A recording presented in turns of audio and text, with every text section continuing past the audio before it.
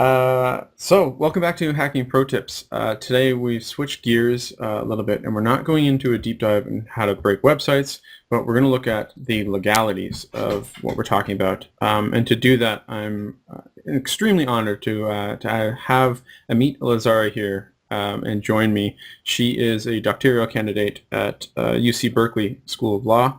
And one of the things that I think is coolest, I mean, you can see just a longer list of publications as well as talks that we'll share links to for this, but she's the first Israeli LLM graduate, so the master's degree coming from an Israeli university being recognized here in the US, if I've got that right. You can correct me if I'm wrong, but so as a result, you're at Berkeley, but this is kind of the first at Berkeley or any other top U.S. doctoral program in law on the direct track basis. And I thought that was kind of cool when I read your bio.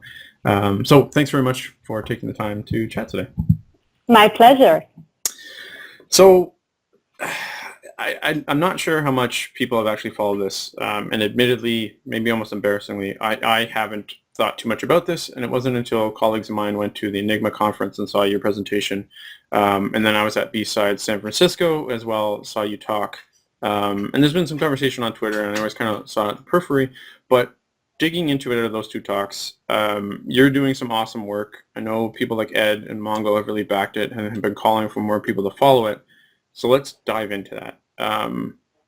We're looking at kind of like the DMCA, the CFAA, and Safe Harbor. In a nutshell, can you explain really what those are, why we should care from bug bounty perspective? Yes. So essentially what happened is I was introduced to this world of bug bounties by my sister Karen, and I needed to do a project for a class that Chris Hufnagel from UC Berkeley taught. And I did a lot of work in the past in terms of use, and I figured I would take a deep dive into the terms of use of bug bounties to understand what's going on there. And what I expected to find is, a perfect safe harbor, because bug bounties are supposed to be legal, right? The whole purpose of bug bounties is to compete with the black market. Mm-hmm. And I was surprised after reading kind of, hundreds of terms that bug bounties are not truly facilitating safe harbors. And the idea is that because of the U.S. anti-hacking landscape, where we basically have very broad laws like the Computer Fraud and Abuse Act and the DMCA, which is an amendment to the copyright law, that you would expect to see in a bug bounty authorization to test the system.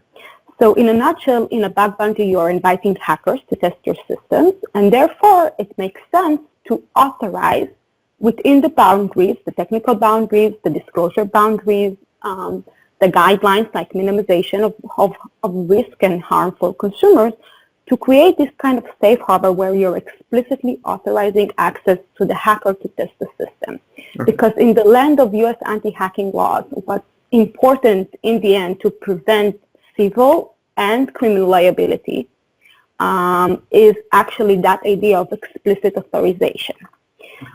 So the whole idea behind my research and my work is to basically shed more light and basically gain more attention to the legal risks involved in bug bounties, and specifically advocate for explicit authorization under relevant laws in order to mitigate and minimize the major legal risks that hunters are actually taking in bug bounties. Because remember, they are providing to companies proof of concept evidence of their testing, and they're testing systems that are not there. So in that kind of context, authorization to basically engage in testing, exactly like we have in the pen testing communities, in consulting, etc., should be important to mitigate that, especially once considering the disparities in negotiation power, in information between the hunter and the company and the platform. Okay. Yeah. That makes a lot of sense. There's so many things that kind of resonated there that I want to kind of unpack. The first thing that you kind of dug into was the idea of safe harbor. And so can we unpack that? What do we mean by safe harbor, and why do we care as bug bounty hunters? So the default situation is, of course, hacking to a computer could be a criminal and civil, could create criminal and civil liability. Because the CFAA, the Computer Fraud and Abuse Act, which is a law dating back, before the internet age, it wasn't really like geared towards white hat research. And this is why we are still kind of handling the problem that it stifles vital security efforts. It creates liability in a situation where you're basically intentionally accessing a protected computer and obtaining information without authorization or in a manner which exceeds authorization. Right, okay.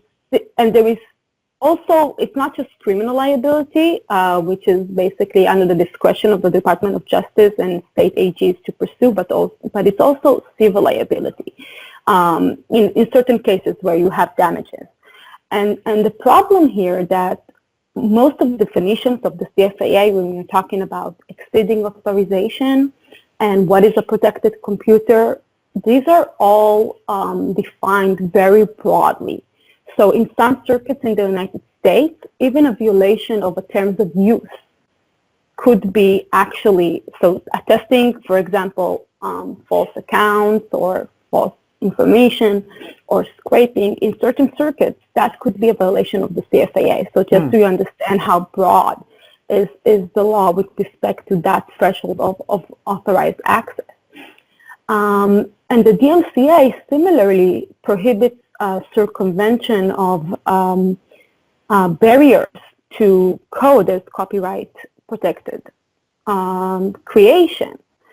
And there too, the important part is consent, because if you have the consent or authorization of the copyright holder, then there is no problem to perform that bypassing or is specifically making sure that your testing, your conduct as a bug hunter is not in violation of this law because you got that specific authorization, that consent. Okay. And therefore, of course, in the limitation of the guidelines of the bug bounty policy, and therefore, there is no basis for the legal claim. And it's different from just saying and this is something that I call a partial safe harbor. Just saying we will not pursue legal action against you. Okay. Because that is not the same, right? Because when I'm specifically authorizing the access, I'm actually negating the whole foundation of the legal claim. I'm not just saying I will not pursue legal action. Mm-hmm. Therefore, if you look at the Department of Justice framework, which we will talk about with respect to how we should, create that kind of safe harbors, you will see that the commitment not to pursue legal action against in-scope testing, and in their case also good faith violation, is only one part of the safe harbor. To truly create a safe harbor, we want to explicitly authorize access. And if you think about it, there is no reason why not to do it because you're already implicitly inviting hackers to test the system. Once you create that safe harbor, it's clear that what's within the guidelines is authorized, but what's outside of the safe harbor is not authorized. And then the company still has the relevant remedies under the law to pursue legal action. So it creates also this sense of clarity. Mm-hmm. And it's also fair. It's also fair because in reality, what we see now, the majority of the companies might just say, you need to obey all laws. Mm-hmm. And it's ridiculous because they're not actually enabling the hunter to obey the law because they're not providing that sense of authorization. And I can elaborate more on more severe cases where companies are actually saying to the hunter, you need to comply with the end user license agreement, the EULA. And in those cases, and we still see them, in those cases, if they don't clarify what happens in case of a conflict between the bug bounty policy and the EULA, then the hacker just agreed to language saying no hacking, no attempt to gain unauthorized access, no reverse engineering, because we are all familiar with this type of anti-hacking language that almost every end user license agreement adopts. Mm-hmm. Mm-hmm. So, okay. There were a couple of things that I wanted to highlight and ask about as well. And so for me, kind of as a hacker, one of the key takeaways that I didn't really realize until I started kind of reading your papers, I didn't appreciate it. It's almost like that concept of authorization, right? Because the laws are pretty much so vague and so broad, without that, it's almost like a state of ambiguity. I was always under the impression that you have this document, your program scope that says, hey, we want you to come hack. Here's the scope. Here are the properties to do that. And that is your authorization. But we're talking about implicit.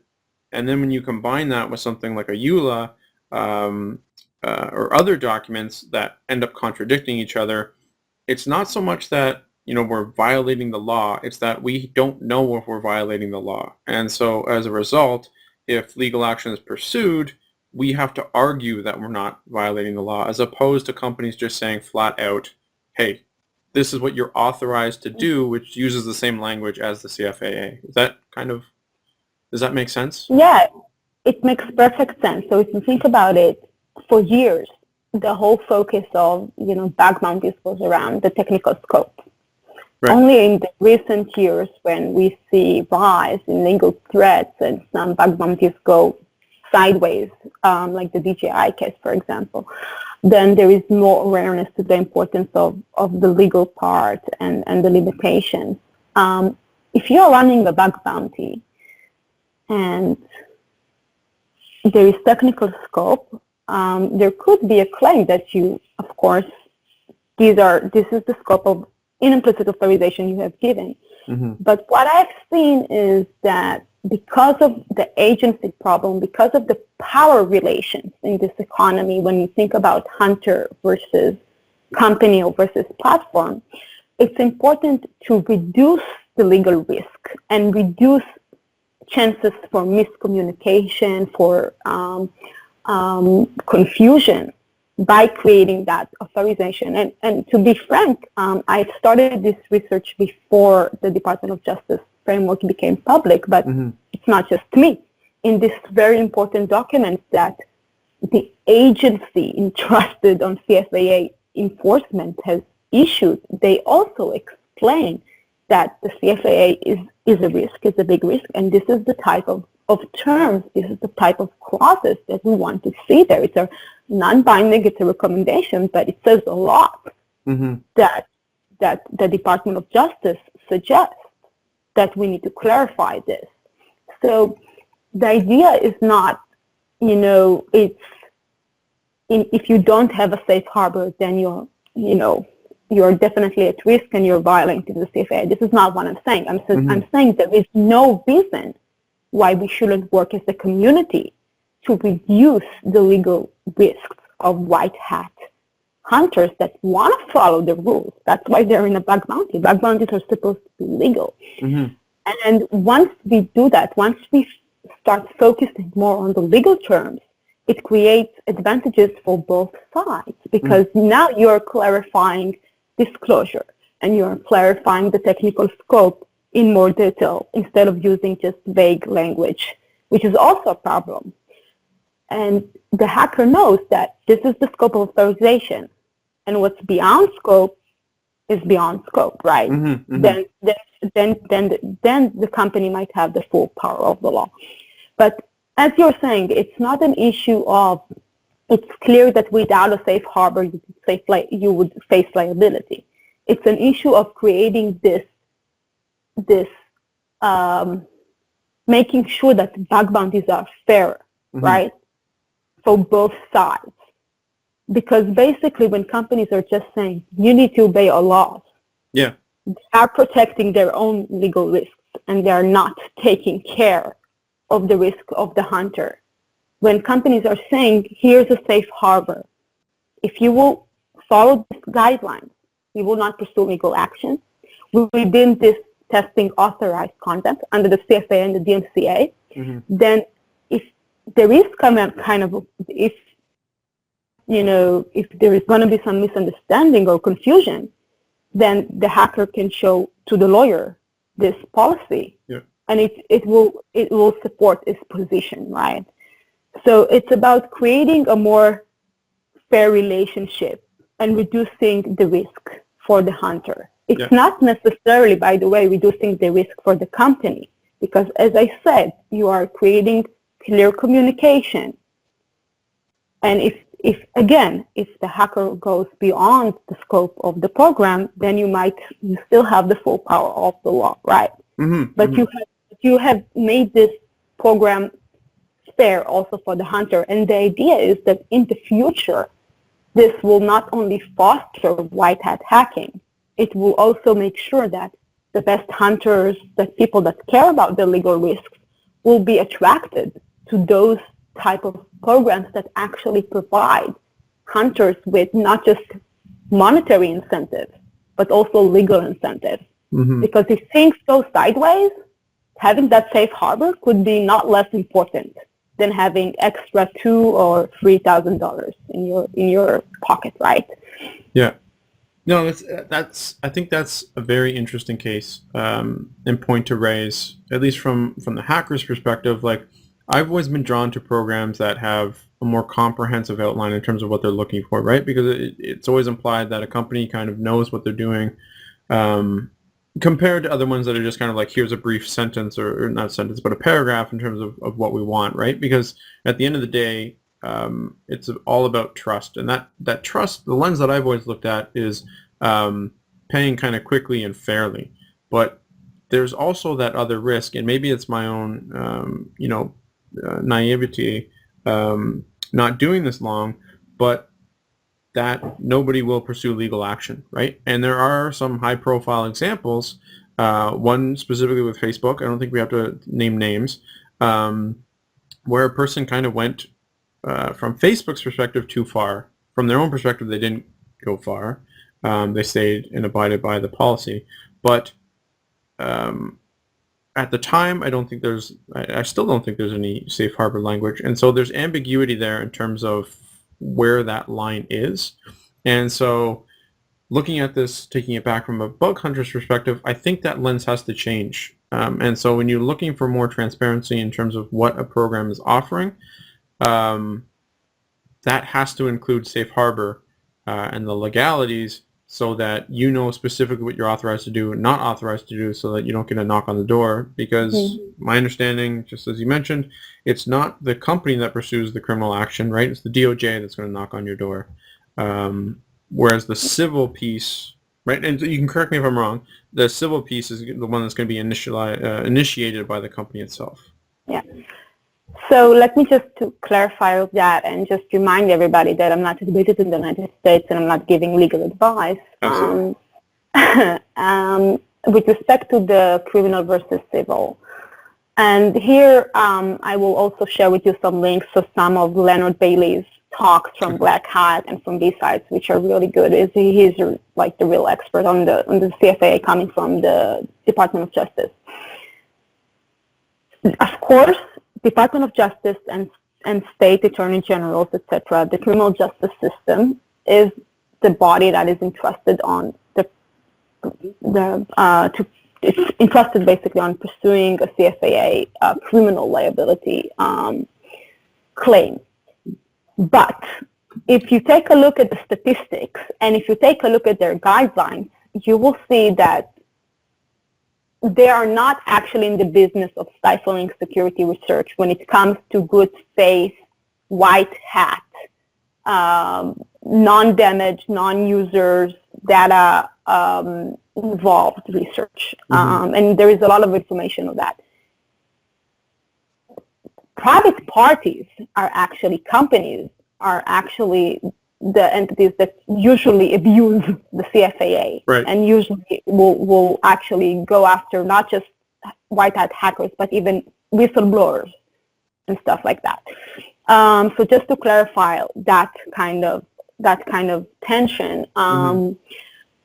So as respect to your question, yes, indeed, I think because of the fact that this is coming from private parties, I'm actually more optimistic about the ability of this industry to change this, because basically this is a landscape controlled by what we call private ordering, by contracts, right? Mm-hmm.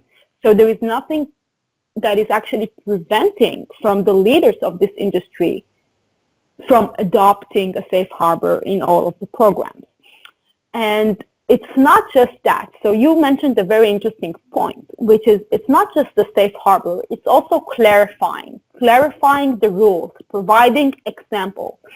So what you suggested, that companies with longer policies that provide a lot of details are actually more inviting to researchers, that is actually backed up by empirical work done on HackerOne from 2016. I will share this work. This is work done by Mingi, Lazaka, and El. So I will share that with our audience. And they actually show that providing more details in your bug bounty policy to a certain extent will foster the quality of bugs you're getting. So the idea is not just to adopt safe harbors, but actually making sure that companies invest a lot of time of clarifying and simplifying the guidelines, highlighting again and again with example what is allowed and what is not allowed. Because if you look at the traditional examples of where things, went wrong in a bug bounty, it was usually disagreements with respect to the clarity of the policy or the lack of policy. If you're thinking about the DJI. So I want to Uber, which of course, given the circumstances and the Uber testimony in the background, had to work on their policy. But what they've done, they really simplified the disclosure. They used to have two different contracts. They unified it. They simplified the language. They provided examples. So what we hope to see is not just safe harbors, is more attention to the terms, making sure that the terms are clear. So another example is HackerOne now providing policies in multiple language, for example. So I hope this conversation will kind of develop, but not just on the safe harbor, but also on the simplification, standardization, and basically making it easier for hunters to follow their rules if they want to follow it, right? Mitigating conflicts, which is a big problem still. So it goes together. It's not just the safe harbor, right? Yeah. You touched on something that was very interesting there, and I wanted to ask you about it as well. You talked about the languages and kind of helping, those from other countries, because you're speaking a different language, I assume you're from a different country, though not necessarily the case. In your B-side talk from Las Vegas, you also said this isn't just a U.S. issue, right? And so it kind of piggies back on that idea of working from another country. I'm outside of Canada, outside of the U.S., I'm in Canada. Why would I, or say any European hackers, or anybody else outside of the U.S. care about the CFAA, DMCA, safe harbor? Why does it matter for them?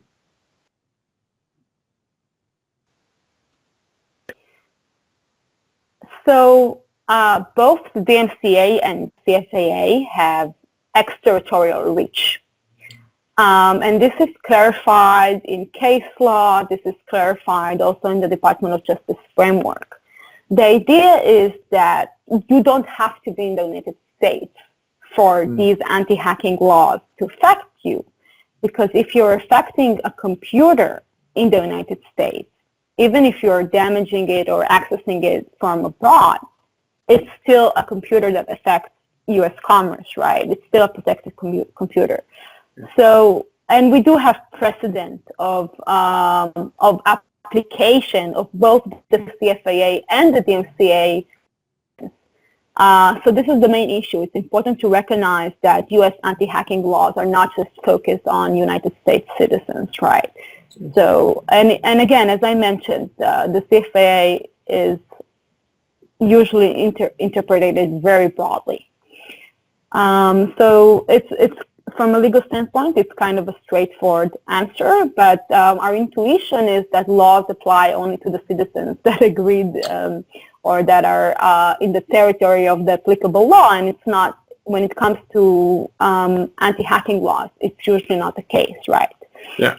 So it's just important, not just for hunters, but also for companies to understand that their crowd is sometimes from abroad, and they need to create mechanisms to simplify the disclosure and create more educational resources for hunters that are coming from all over the world, which is of course a positive phenomenon. The other thing you talked about is HackerOne's updated their policy that includes the language. Dropbox is another, right? Mm-hmm. And so we haven't really gone in depth on it, but both of them, the CFAA document coming out of the DOJ, cybersecurity, or FBI cybersecurity, I can't remember which one of the two. Their framework has kind of like three pieces to it, but Dropbox was the first, and then HackerOne and Uber kind of came along as well, but they've gone beyond what the CFAA framework has identified, mm-hmm. right? Yes, so Uber, by the way, have right now a partial safe harbor, just a commitment not to pursue legal action against testing that follows the guidelines, and there are dozens, tens of other companies that have that kind of what I call a partial safe harbor, which is a commitment not to pursue legal action, which is something, but it's only a part, because as I explained, it's not explicit authorization. The company that really, so the first company to adopt a safe harbor in line with the Department of Justice framework is actually DJI. Okay. But they have done so after, as I explained in my talks, after a big, let's say, media headline with respect to some kind of engagement they had with Kevin, with a security researcher. Yeah. But the company that is really pushing this conversation forward and has independently adopted the safe harbor is Dropbox, and they've also extended it after, I'm proud to say, one of my tweets under Legal Bug Bounty project to the DMCA. So one of the problems is, of course, the Department of Justice pushed this conversation forward in a very meaningful way with their framework, but they are focused on the CFAA, naturally, because mm-hmm. this is the computer crime division of the Department of Justice. They don't discuss the DMCA, and the DMCA is another anti-hacking law, with, an amendment to the copyright law with civil and criminal implications as well. And with respect to the DMCA, we do have a temporary security exemption that is right now pending renewal. Okay. But the problem with that exemption is it has, first of all, it's limited in terms of the type of research that it covers. We're talking about consumer-facing products, voting machines, and land automobile. But it also requires that the testing will not violate any other law as it is currently drafted, right? Okay. So it also requires that there won't be any CFAA violation or contract law violation. So there's kind of a relationship between the three. So my point is that we need also explicit authorization and safe harbor from the DMCA, because we don't want to rely on the narrow kind of framework of the DMCA security exemption as it is currently drafted. Why not clarify under the contract that you have authorization under the bug bounty policy also to test under the DMCA? Mm-hmm. So Dropbox, they didn't adopt it as a safe harbor, but they mentioned that they will not, they waive liability under the DMCA, and they will not pursue legal action against circumvention and bypassing of measures that control the access to the copyright code, basically, if you comply, of course, with the policy.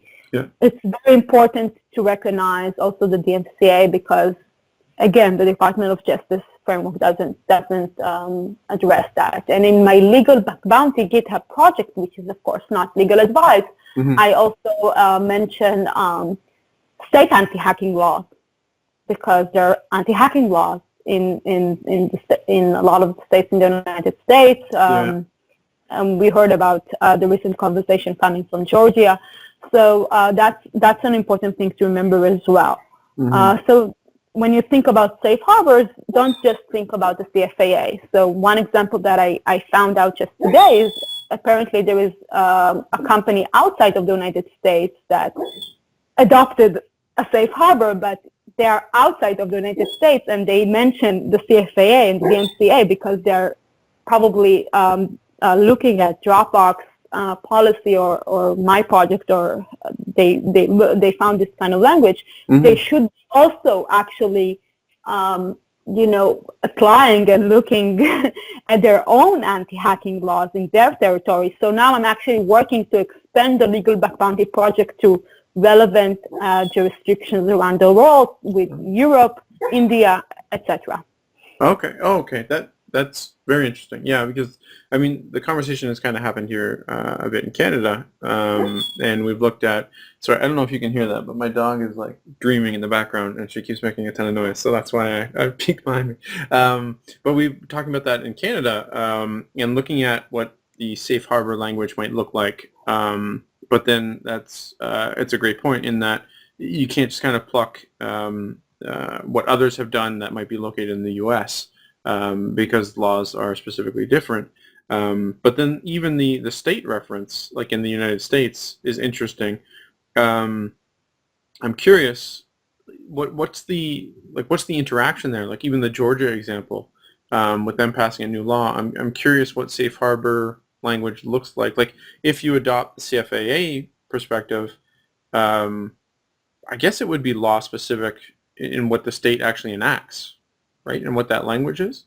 Most of the laws, by the way, not just in the United States, in general, are touching upon this idea of consent and authorization. Okay. Because it's almost like a trespass notion, right, when it comes to anti-hacking laws. So essentially, once you're authorizing access, you would just, of course, a more nuanced legal analysis must be made, but the idea is that you can very simply authorize access under the relevant law. So if you look at California Penal Code 502, for example, you would say that the conduct is authorized under this law. Okay. With, of course, the relevant application. If there is one thing to kind of clarify is that although standardization efforts are important, and this is a conversation I'm trying to push forward, mm-hmm. It is a big deal. Bug bounty legal terms are a big deal, and you should take a lawyer to take a look, and you think about what kind of language you are employing, mm-hmm. especially if you're in other jurisdictions, right? And you're not dealing with the regular kind of CFAA, DMCA discussions. Right. And that lawyer might save you a lot of kind of difficulties in the future, or challenges in the future, because one example is Uber, although I don't want to dive in too much into that discussion, and I don't think it was a bug bounty thing. Mm-hmm. They did get a question in the Senate testimony asking them, well, did you have this type of term with respect to minimization of harm to users' data in your policy? They got a question, or the bug bounty legal term in the Senate. So that's how important the legal language of bug bounties is. And it's not less important than the technical scope or the credit or the money. And this is the kind of mental switch we need to be doing. Yeah. So it's on that note, in that perspective, kind of getting these out to more programs. You raised it in one of your papers, and I'm going to quote because I think it's important. The platforms do not elaborate on how conflicts in non-disclosure related areas or other discrepancies between the terms and the company's terms should be resolved. This means that hackers are expected to master and read around 20 to 30 pages before submitting a bug, and also debate how to address potential conflicts, considerable information burden. So on that note, like, platforms have a role here, have an opportunity to help address this, I don't want to say problem, but gap, let's say. Mm-hmm. Is that, how do you see, like HackerOne has done it in their program policy. I don't know if they've explicitly said, anecdotally I've heard, like, go ahead, copy this, use this. And I think they're rolling it out to new programs so that it's in the default. But is that the extent? Is it just putting it in like the default policy for new customers that come on there, or are there other areas that they could improve upon? So my most important message in my talks and what I'm working right now with all of the players, and I gotta give them credit, the platforms, Background, Hackathon, they all reached out. We've been in conversations for months about this issue. They all want to work on this and basically create a better landscape for the hunters. Mm-hmm. The message I'm pushing forward is standardization. This is what I'm actually working on right now. Now, to be fair, Dropbox were the first to kind of say you can copy-paste our language, and I have created language also on my legal bug bounty GitHub project. Okay. Platforms are well-positioned to fix this or address this gap because they are educators for hundreds of hackers and vendors and companies. They are the intermediary here. And what I've suggested in the papers is not just set an example by changing your own bug bounty policy, which HackerOne has done, but also changing the default policy, which hopefully will happen soon. I've recommended that months ago in my talks and in my papers, and I explain how the default situation is really important because not every company will actually kind of revert from the default situation, but also actively reading every policy, exposing discrepancies, exposing situations where, for example, the company is referencing the EULA, which is something that I've been doing on Twitter. So it's very easy. It's not very complicated. You just need to read the terms, understanding the risk of the crowd, educating the crowd, educating the clients by suggesting default language for adoption, because in the end, the clients will have the power in their own independent guidelines, in what we call in their master bug bounty policy, to address that. And I hope that in the future we will reach a situation in the market where platforms can actually demand to see that from their clients, and also, share the Department of Justice client guidelines with their clients, but also even take a contractual commitment. So if you think about it, there is also a contract between the company and the platform. Right. And in that contract, you can demand to have a safe harbor. You can demand to have some kind of reassurance for your crowd. There is a lot of power in this relationship. Once we basically solve the problem there, then we only have the big players, right, and independent bug bounties. Right. But because platform, they set the tone, they set the discussion, it's very important for those market leaders to actively push the conversation forward. And I want to see, what I would like to see is not just standardization, it's also how are we solving the third-party authorization problem, which is another topic I'm handling. And basically, how are we actively vetting this? Because platforms are already engaged in, suggesting how a policy should look, looking at vagueness in the technical scope, stuff like that, which is important. And it's, by the way, it's part of the DOJ guidelines. But I want to see that kind of active participation also when it comes to the safe harbor. And I think, and I want to really kind of congratulate them and give them credit, because they have been doing effort. They've been reaching out. They're working on this.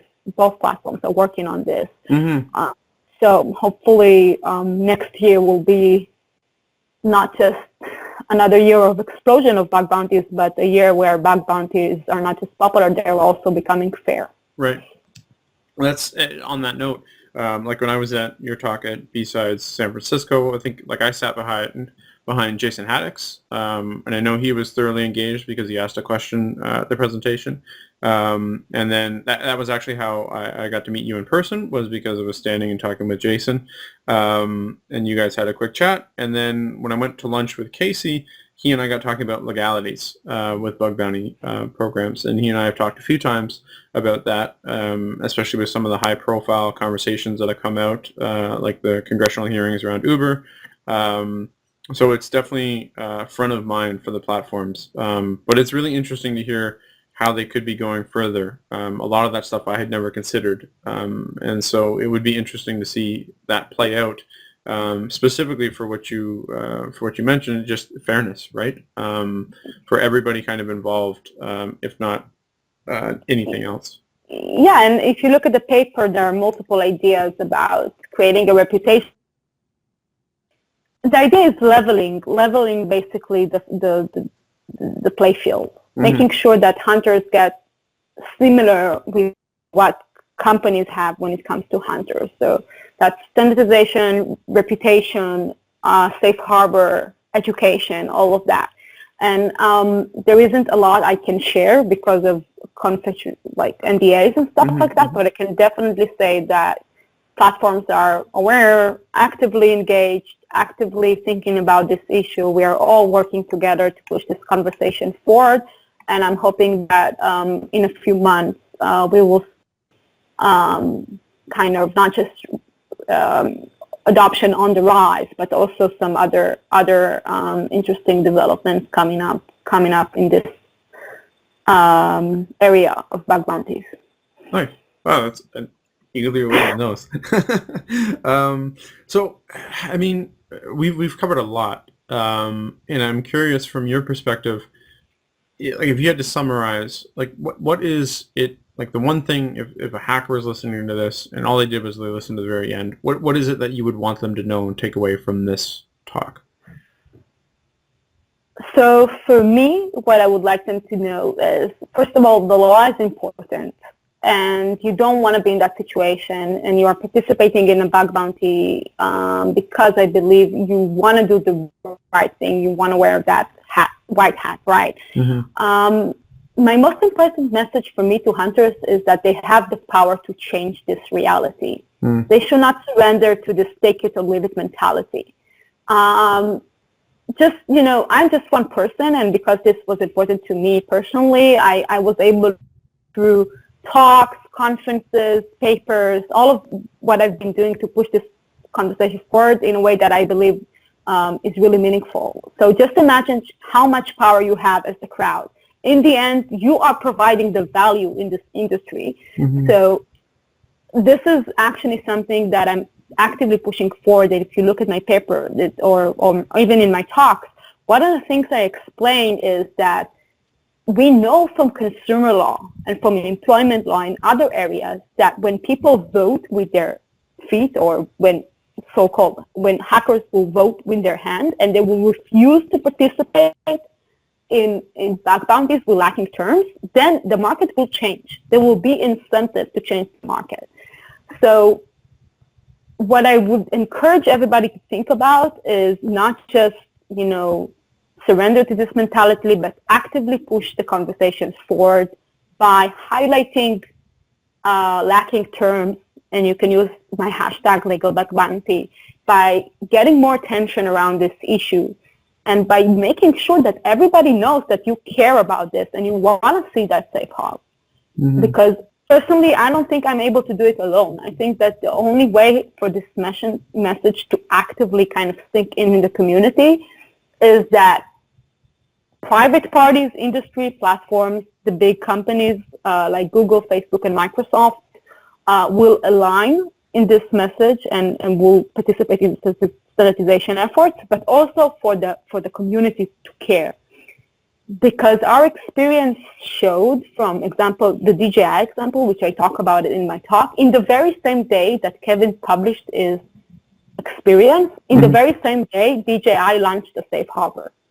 So the community, through Twitter, through other avenues, and I'm not encouraging disclosure, you should always be careful with respect to what you're disclosing, but bug bounty policies, their language is usually public when it's not a private bug bounty.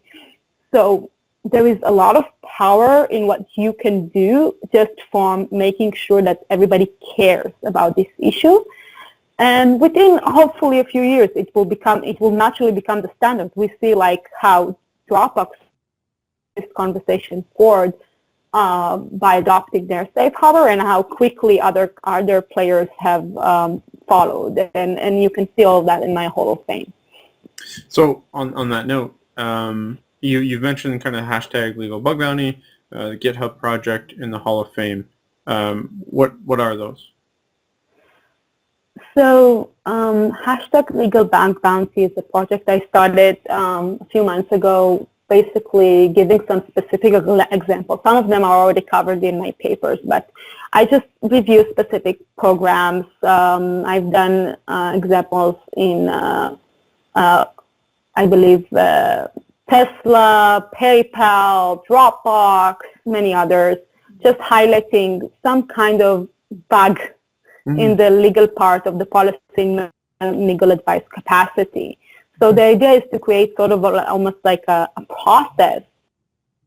If we see something that doesn't look as well, not just not providing a safe harbor, but create some kind of other conflict. For example, confusing language or referencing the end-user license agreement without clarifying what governs. So even something which is positive, like adoption of safe harbor, we drive attention to it using the hashtag. And I'm proud to say that it's very successful. Like companies reached out to me, companies changed their terms because of that. So although it's not legal advice, I was able to spark a conversation around it. So that's the hashtag legal bug bounty. The GitHub project is my standardization project, basically. My idea to create one set of languages in the bug bounty arena with different levels, right, of safe harbors, almost like open source agreements or Creative Commons. And again, it's not legal advice, but it's somewhere that, it's some kind of template that lawyers can take a look at and see what they like and what they don't, because in the end, they will be the decision makers. So I just started this standardization initiative with hopes that companies and platforms will follow. Yeah. And I'm now working on expanding this to other territories, basically uncovering more than just U.S. anti-hacking laws. And it's on GitHub, and we value your contribution. And people have started to kind of raise other aspects that we're covering there. So I encourage everybody to take part in that. The Hall of Fame is basically where we're recognizing that we need some kind of reputation system to foster adoption of safe harbor. I actually created a Hall of Fame for companies that follow the Department of Justice guidelines and also address the DMCA.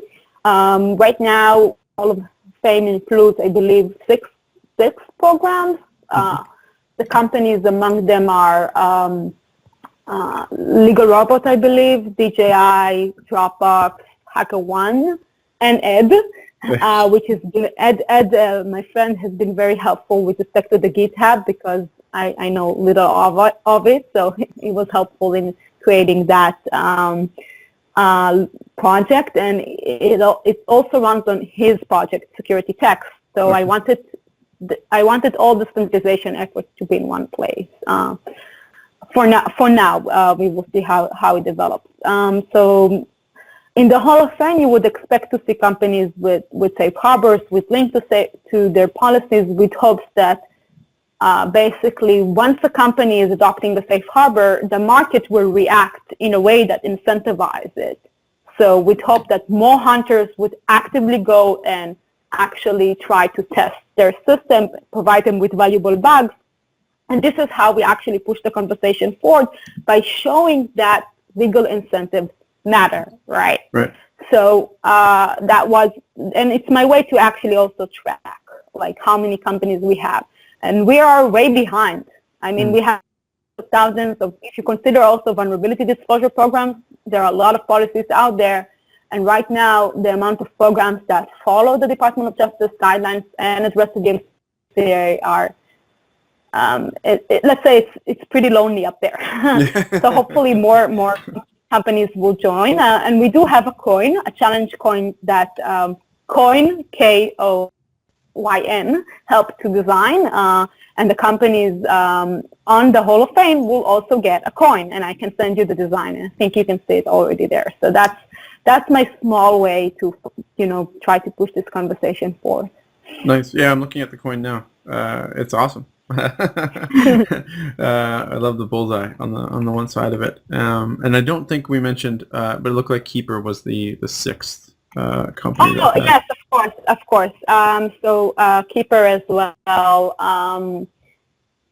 Keeper and DJI both had instances with they've a got the reporter, asterisks beside their name. researcher, and I mentioned that as well. But I think they are doing, and this is also Keeper is on Background platform, so also the credit goes to Background.